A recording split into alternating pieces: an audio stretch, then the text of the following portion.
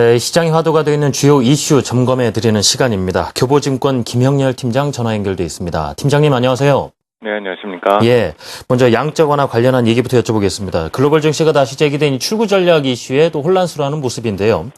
양적 완화 축소 시기가요, 이제 9월 가동설부터 아무튼 이슈가 계속해서 나오고 있습니다. 이런 상황 받아들여야 이제 좀 편하지 않을까 싶은데요.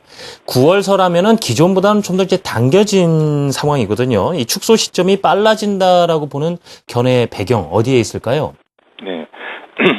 최근, 그 시장의 혼란스러움이 다시금 또 그 연준 위원들의 연이은 양적 완화 축소 시기가 조금 당겨져야 된다라는 의견 등 때문이라고 볼 수가 있는데요. 이 배경은 차기 FRB 의장에 대한 어떤 인선 과정과도 의미를 같이 볼 수가 있는 상황입니다. 만약 버냉키 의장이 연임을 다시 세 번째 연임을 하지 않는다라고 가정해서 볼 때 차기 FR 의장이 선정되기 이전에 FRB가 체계적인 향후 출구 계획에 대해서 로드맵을 정해주는 것이 가장 필요하고, 이에 대한 인선 과정에서 FRB 의장의 의도와 또 이에 대한 어떤 추진 과정 등에 대해서 계획을 밝히는 것이 모양새가 가장 좋게 판단해 볼 수가 있다는 점이죠. 2006년에도 버냉키 의장이 FRB 의장의 재임하기 이전 선임되기 이전에 통상적으로 1월에 취임한다는 점 등을 가정해서 보면은 상하원에서 인선 청문회가 통상적으로는 10월과 11월 사이에 열려야 된다는 점입니다. 그러면 이런 부분 등이 결정되기 이전 FRB는 전반적인 어떤 통화 정책에 대한 방향을 강하게 메시지를 전달할 필요성 자체가 있다는 점이죠. 이제 올 연말까지 FOMC 회의가 딱 3번 남아 있다는 점 등을 가정해서 본다라면은 그 시기는 9월의 가능성 자체 크다라는 것이 최근의 컨센서스입니다. 또 이런 정책 변수에 대한 어떤 그 변화 등은 미국의 정책 문화에 대해서 이해를 하는 것이 가장 중요한데, 과거 미국의 어떤 정치 문화라든지 이런 정책 이슈와 관련된 변수 등은 그 시작과 끝을 특정 인물이 전부 다 책임지는 거에 대해서는 상당히 꺼려하는 편입니다.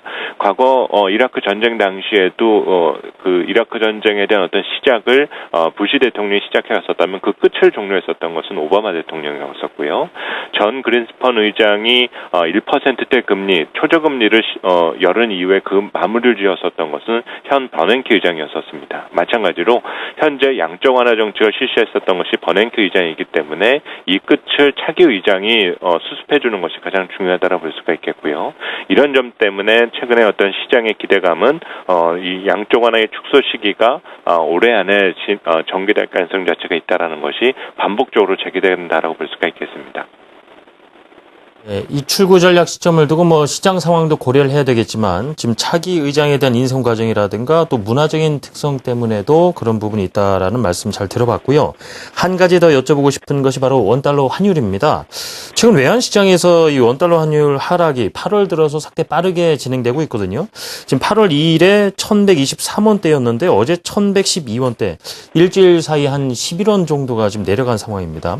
외국인 수급을 편하게 만든다라는 것은 다행인데, 또 하반기 우리 수출하는 입장에서는 또 수출 경기가 걱정이긴 하거든요. 일시적인 달러 약세 원인 어디서 찾을 수 있을지요, 팀장님? 네. 우선 지난 한 달 동안 달러가 기조적으로 일시적으로 좀 약세 모습 등을 나타내면서 우리 국내 그리고 신흥 증시에 대한 어떤 수급 여건도 많이 풀린 모습 등을 보여주고 있고요. 과연 이런 변화가 앞으로 계속 유지되느냐에 대한 관심이 높아지고 있습니다. 그런데 다소 좀 아이러니한 부분은 최근에 미국 경제 지표가 잘 나오고 있음에도 불구하고 달러가 약세로 진행된다는 것은 좀 앞뒤가 안 맞는 내용으로 볼 수가 있겠는데요. 오히려 달러의 약세 원인이 미국의 고유의 문제 측면보다는 최근에 생각보다 조금 낙관적인 전망이 앞서고 있는 유로존 경기에 대한 기대감 등이 유로화에 영향을 미치고 있기 때문으로 볼 수가 있습니다. 현재 달러, 유로 달러가 1.32 수준까지 유지가 되고 있고, 최근의 추세를 감안해서 보면 약 한 1.34달러까지 오를 수 있는 여지를 보여주고 있기 때문에 이런 변화 등이 달러에 대한 영향 등을 주고 있다는 판단을 해볼 수가 있는데요.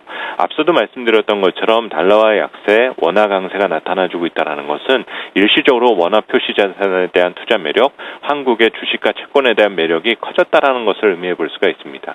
그래서 최근 한 달 동안 국내 외국인 투자자들의 어떤 매수 과정에서도 보면은 미국계 자금이 많이 유입되었다라는 것은 최근에 달러와 약세를 의식한 미국계 투자 자금이 일시적으로 한국에 대한 관심을 가졌다라 볼 수가 있는데요.